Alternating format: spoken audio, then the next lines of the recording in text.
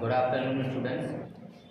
कल हमने सीखे थे 1 से लेकर 25 तक के वर्ग हम कैसे ज्ञात करते हैं और 1 से लेकर 25 तक के वर्ग याद भी किए थे। आज हम बस सीखेंगे कि कैसे पता करें कि कोई संख्या वर्ग है अथवा नहीं, यानी कि हम किसी भी संख्या को देखकर ये कैसे पता करेंगे कि वो संख्या पूर्ण वर्ग है अथवा नहीं।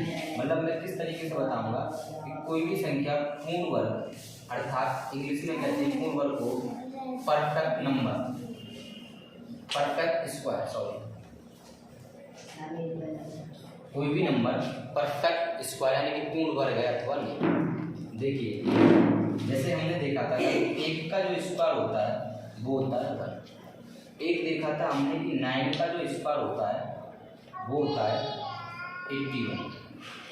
और हमने ये भी देखा था कि 11 का जो स्क्वायर होता है वो होता है 121।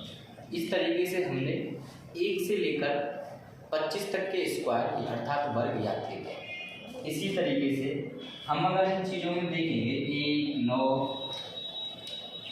11, तो इनका हम जो यूनिट डिजिट यानी कि इकाई का जो हम देखेंगे वो 1 है। अर्थात जिन संख्याओं का इकाई का अंक 1 होगा वो संख्याएं पूर्ण वर्ग यानी कि एक वर्ग संख्या हो सकती है, हम ये कह सकते हैं। एक बात हमने देखी थी कि 2 का वर्ग जो होता है वो होता है 4, 8 का वर्ग देखा था हमने 64 और 18 का वर्ग देखा था 324।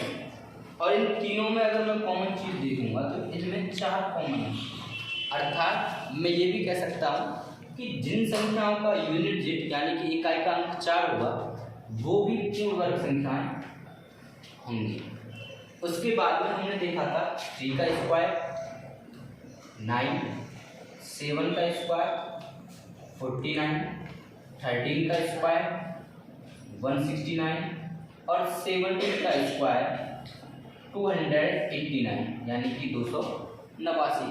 और इनका मैं देख रहा हूँ कि इनका जो यूनिट डिजिट है, इकाई का जो अंक है वो है 9 यानी कि अर्थात 9। मतलब जिनका इकाई का अंक 9 है वो संख्याएं भी हमारी पूर्ण वर्ग संख्याएं होंगी। इसी प्रकार से मैंने देखा था 4 का वर्ग 16, 6 का वर्ग 36 और 16 का वर्ग 256। और इन तीनों संख्याओं में देखूंगा इनका जो यूनिट डिजिट है वो है 6 अर्थात इकाई का अंक। तो जिन संख्याओं का इकाई का अंक 6 होगा वो भी मेरी जो होंगी पूर्ण वर्ग संख्याएं होंगी।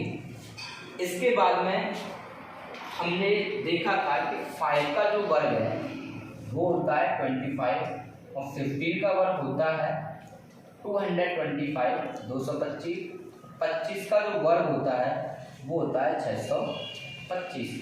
और इनका जो यूनिट डिजिट है, जो इकाई का अंक है, ये है मेरा 5 यानी कि जिनका इकाई का अंक 5 होगा वो भी संख्या मेरी कैसी होंगी, पूर्ण वर्ग कहलाएंगी। तो देखो हमने 1 का स्क्वायर देख लिया, 2 का देख लिया, 3 का देख लिया, 4 का देख लिया, 5 का देख लिया, 6 का देख लिया, 7 का देख लिया, 8 का देख लिया और 9 का देख लिया।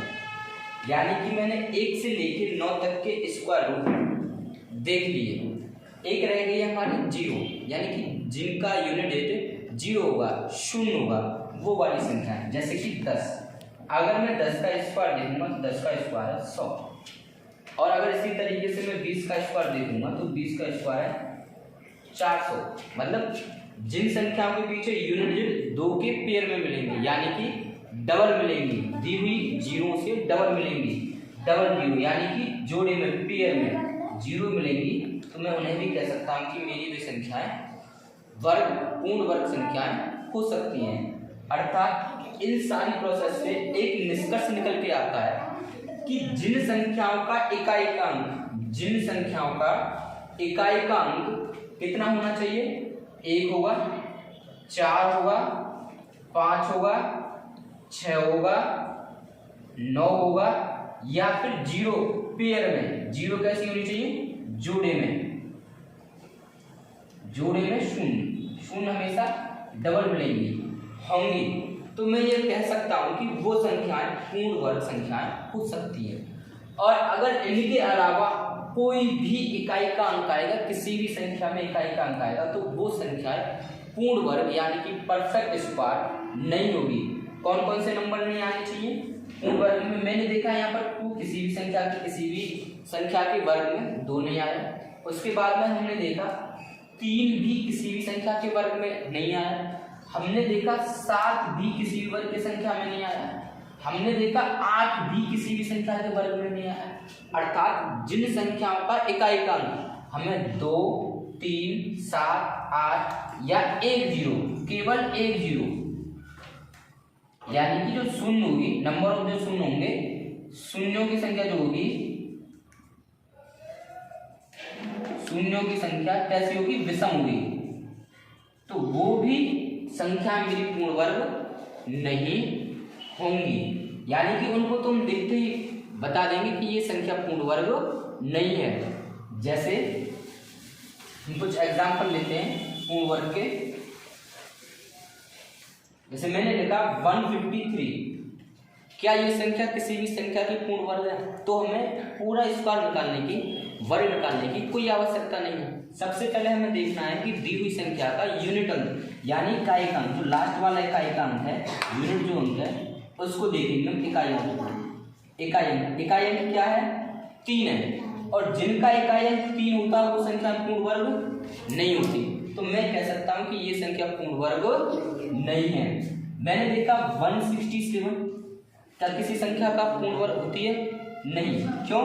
क्योंकि इसका जो यूनिट अंक है, जो इकाई का अंक है, वो कितना है? 7। मैं देखूंगा 484, इसका यूनिट अंक कितना है?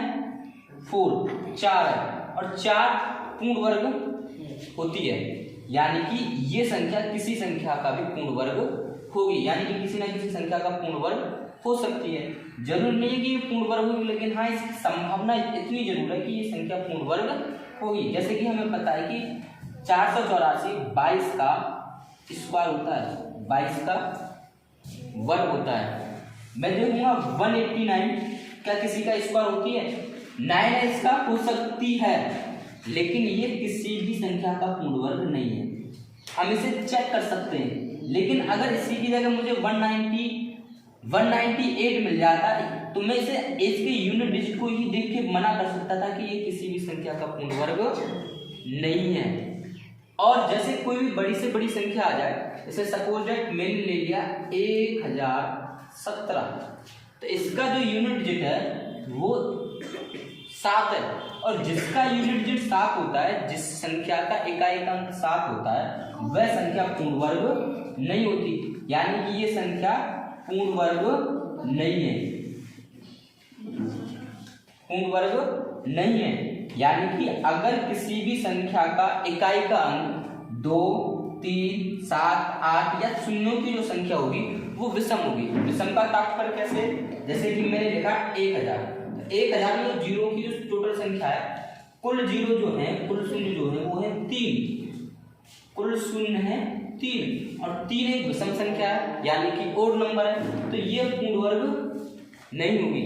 हाँ, अगर इनकी संख्या सम हो, यानी कि जोड़े में इनकी संख्या हो, तो हम कह सकते हैं कि ये किसी संख्या का स्क्वायर हो सकती है। जैसे कि मैंने लगा 6400, तो यहाँ पर 2 जोड़े मिल रहे हैं, ये किसी संख्या का स्क्वायर हो सकती है। हम इसको चेक कर सकते हैं, जैसे कि 6400, 6400 जो होता है वो 80 का स्क्वायर होता है, 80 का स्क्वायर होता है 6400।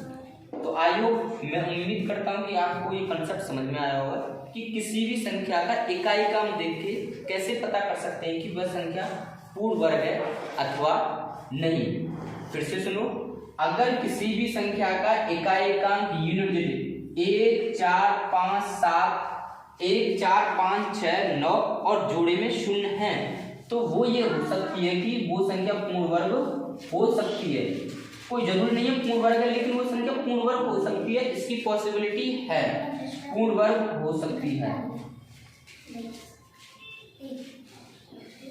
बट अगर उसमें यूनिट डिजिट 2, 3, 7, 8 अर्थात इकाई अंक 2, 3, 7, 8 या शून्यों की जो संख्या है वो विषम है, तो वो संख्या कभी भी किसी भी संख्या का वर्ग नहीं होगी। और इससे आगे हम कल देखेंगे, कल पहचानेंगे कौन सी संख्या पूर्ण वर्ग है या कौन सी संख्या पूर्ण वर्ग नहीं है, और वर्ग निकालने की विधि भी हम सीखेंगे कि किसी भी संख्या का वर्ग कैसे ज्ञात करते हैं, और साथ में वर्गमूल भी, कि किसी भी संख्या का वर्गमूल हम कैसे प्राप्त करेंगे। Thank you.